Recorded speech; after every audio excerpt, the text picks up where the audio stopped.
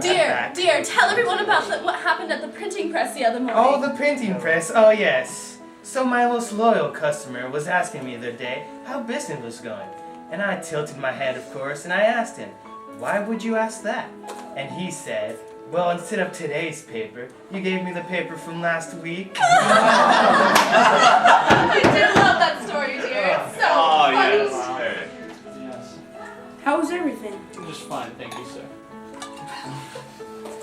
This wine is terrible. With men of your wealth, couldn't you accommodate better wine for your guests? As in old times, they saved the best for last. You know, the price of spirits has been rising exponentially due to all the political fuss. You know, I disagree with this whole prohibition nonsense, you know what I mean?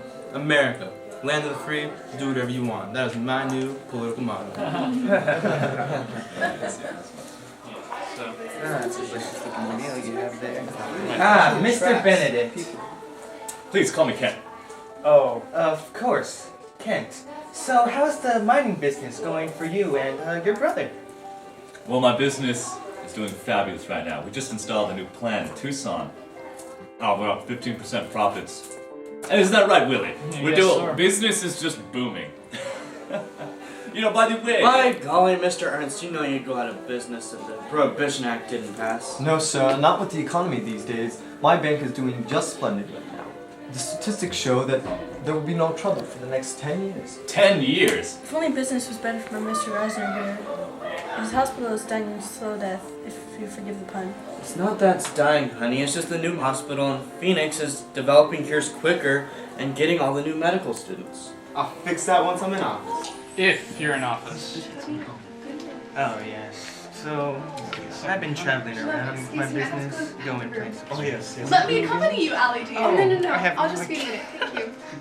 But, you know, business is going So how about a little levity here? Anyone got a joke? Well, I have a riddle for you all. What did the number 0 say to the number 8? $8 in deposits? No.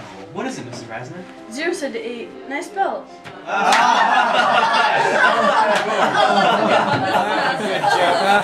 Well. Charles, dishes. I was wondering if everyone would like to go through a light stroll through my gardens.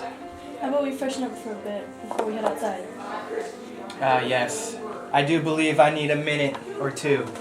Or 5. That would be a good idea. Everyone meet in the courtyard when you're ready. Very well.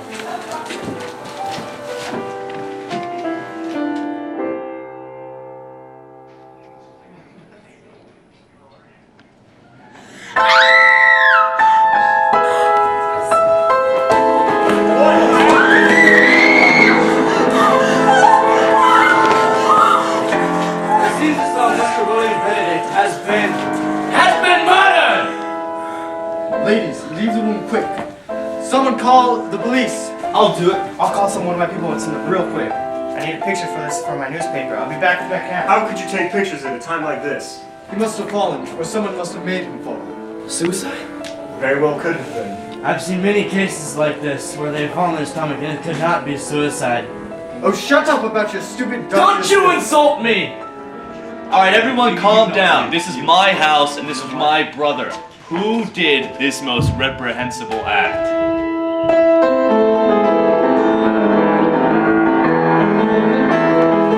It is apparent that among my friends there is a murderer. I will summon the police and we will find this corrupt man.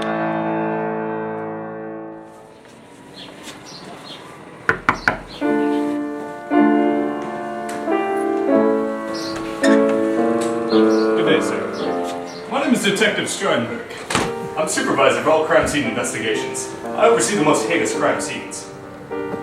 Excellent, come into my office.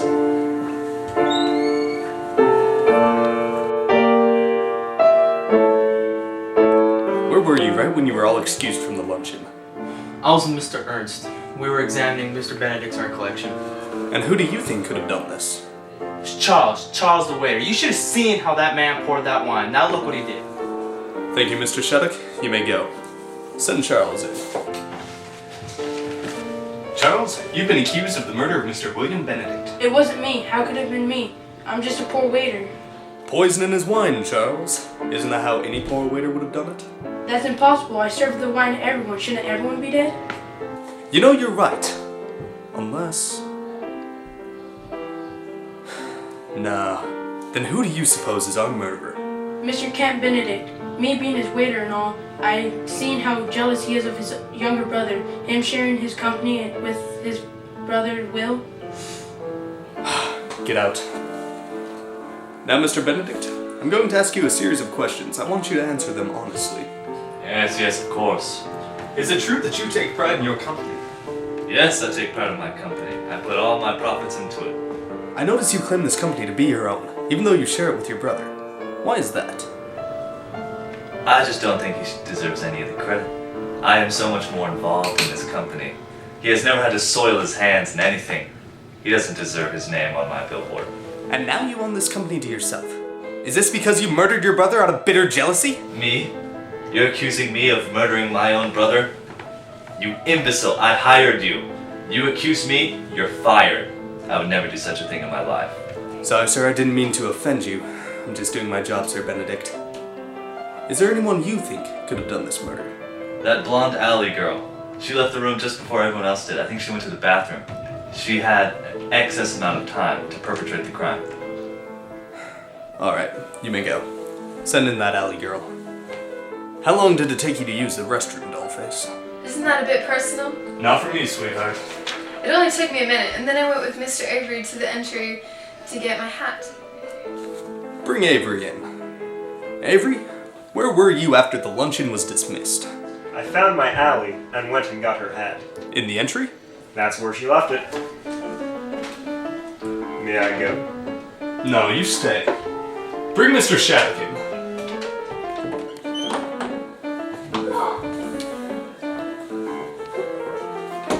Sir, you claim you were in the entry examining the art gallery. Did you see Mr. Avery or Miss Ellie in the entry at any point? No, I did not. Then it's solved. Mr. Avery and Miss Allie's alibi have been fabricated. They were never in the entry, which means they must have been involved in the murder of Mr. Will Benedict. Let me explain. It was all a mistake. But what he got, he deserved, that creep. Explain yourself. I went looking for Allie when we were all excused. She had been gone a long time and I got worried. And then that creep was there, and then... When Miss Allie left to go to the powder room, Mr. William Benedict hastily followed her up the stairs. I noticed Will suspiciously follow my Allie out of the room. I followed him to see what the problem was. Mr. Benedict followed her out to the balcony, where he tried to work his Weasley ways over her. Mr. Avery quickly showed up and halted the scene. That pervert was on my girl. So, I threw him off the balcony. To Mr. William Benedict's death.